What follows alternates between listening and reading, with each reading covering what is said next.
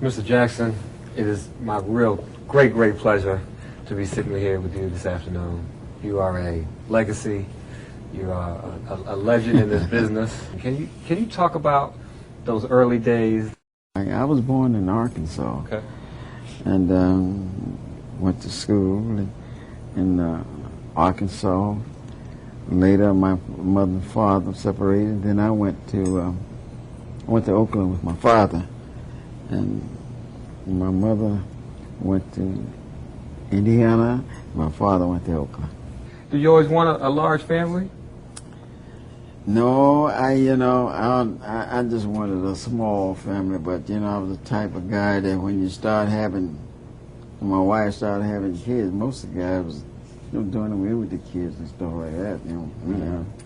I stuck with every one of mine. I worked in the mill. I was a crane operator. Mm-hmm. You see the operators, big cranes. I believed in, if you have those kids, you would stay with them and raise them. Like some of the people in those days, or some of the guys in those days, they had one baby, and then they would run off. I couldn't do that. If you have them, you work for them, bring them up the right way, and then that's it. I was taught to stay with the family and be a father to the family. I was a father. Absolutely, I think it was the fifth kid. I knew I needed another job, so I took up a trade. It was a welding trade, a local trade stuff. I took that trade up and finished that trade and got another job as an art welder. I used to do that too, so that made me have two jobs to deal with. I worked two jobs almost 10 years. Well, they had a lot of problems at that time, with a lot of crime and stuff.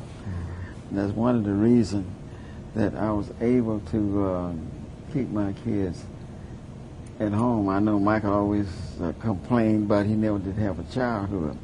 He had a wonderful childhood. Why I say that? Because his childhood, he was there with his brothers and sisters. He always played with them. I just didn't want him out there playing with the kids and stuff that always into trouble.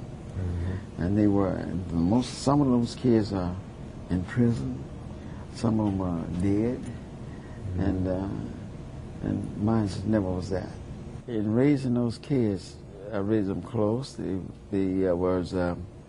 was able to entertain each other, and I thought that was good. They didn't have to go out there in the streets. They wasn't locked up like some of the other people or robbing people. They never did none of that stuff.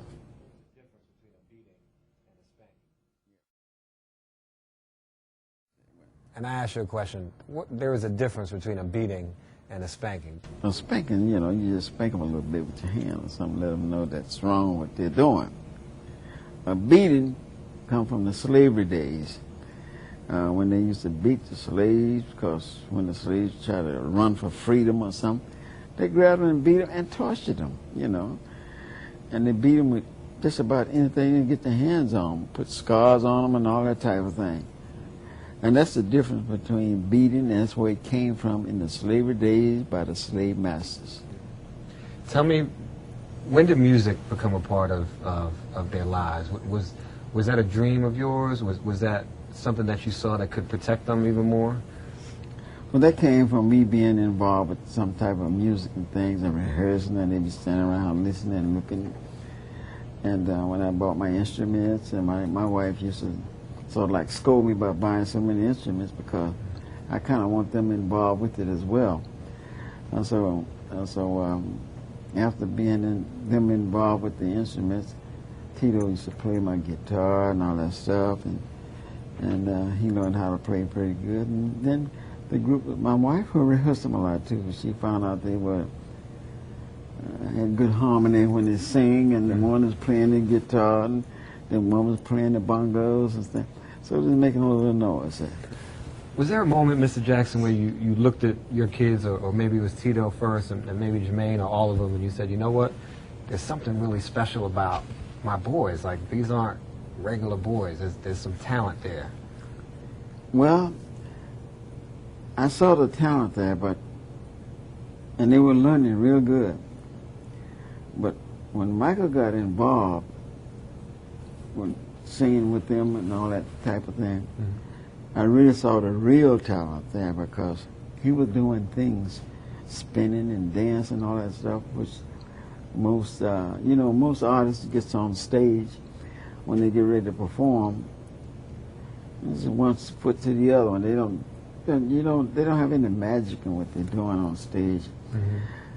But Michael had it all, you know. He was learning. He must have been rehearsing a little bit, you know, off to the side when no one was looking, but he was very good dancing and spinning and doing the split, you know. Back then they were doing the split. The James Brown split? Yeah.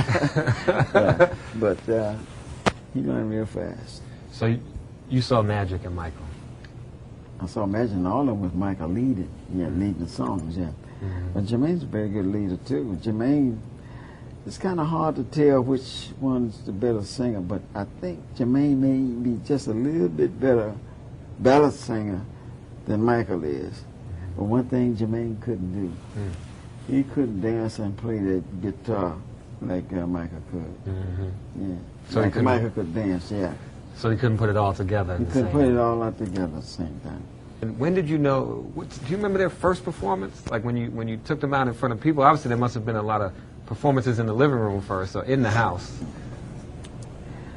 The first performance I'm looking at was back then was at a talent show, you know, and I think it was a Steel Town that I signed a 6 month contract with. But we were doing a lot of talent shows before the Steel Town, before signing up the Steel Town. And we were winning all of the talent shows, every last one of them. And we, all over Illinois, winning talent shows and all that type of thing. Then we started playing the clubs, you know. And that's what happened, nightclubs and things of that sort. Let me read a quote that Michael said. He said, I thought this was interesting. He said, talent is something God gives to a performer, but my father taught us how to cultivate it. I thought that was a nice thing he said. Where did you get that from? That's the first time I heard of that. That's the first you heard of it? Yeah. That's out of his book. That's out of his autobiography. Well, I did taught them a lot of things, you know. When they walked out on that stage, they were ready for, out there for anything, you know.